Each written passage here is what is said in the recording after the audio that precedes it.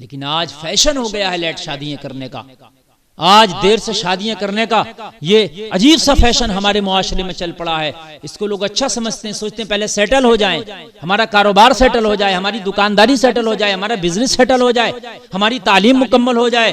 अल्लाह के बंदो, तुम्हारा बिजनेस सेटल होने में अगर 40 साल लग गया तो क्या 40 साल के बाद शादी करोगे?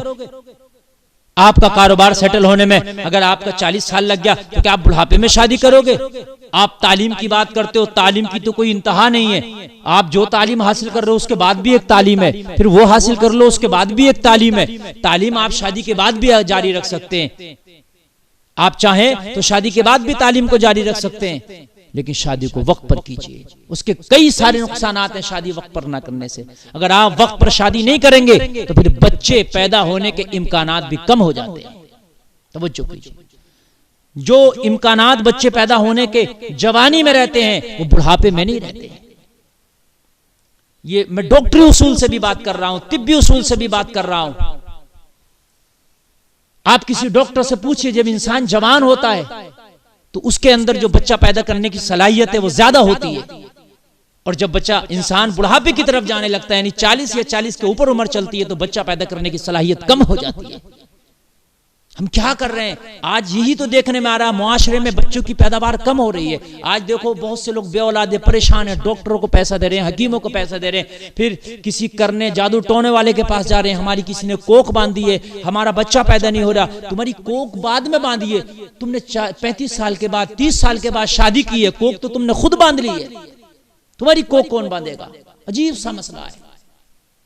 फिर जादू टोने वाले को, इलाज मुआलजे वालों को, और फिर झूठे सच्चे मियाँ लोगों को पैसे देना शुरू कर देते हैं। फिर डॉक्टरों को, हकीमों को गुप्त रोग है, फिर ये चीज की कमी है, ये रिपोर्ट आना, वो रिपोर्ट आना, मार तमाम घर की जो पैसे थे, जो इनकम थी, वो सारी आपने इसमें इलाज में खर्च कर दी। यानी आप जब तक शादी नहीं कर रहे थे कि सेटल हो जाएं, सेटल हो जाएं, सेटल होकर जो पैसा कमाया वो बच्चे पैदा नहीं हुए, वो इलाज में आपने खर्च कर दिया।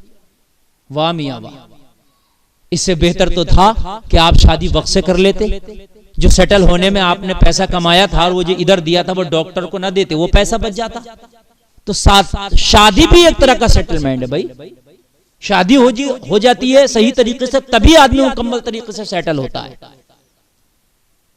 तो याद रखें, ये जो उम्र है इंसान की 20 साल से 25 और 30 के दरमियान, 18 से लेके 30 तक की, इसमें बच्चे पैदा होने के इम्कानात ज्यादा होते हैं। और फिर ये जितनी एज बढ़ती रहती है, 25 के बाद ऊपर बढ़ेगी, फिर 30 के बाद ऊपर बढ़ेगी, इतने इम्कानात कम हो जाते हैं। जब बंदा 55-60 साल में पहुंचता है और तो फिर वो बांझ हो जाती है, बच्चा पैदा होने की सलाहियत ही खत्म हो जाती है।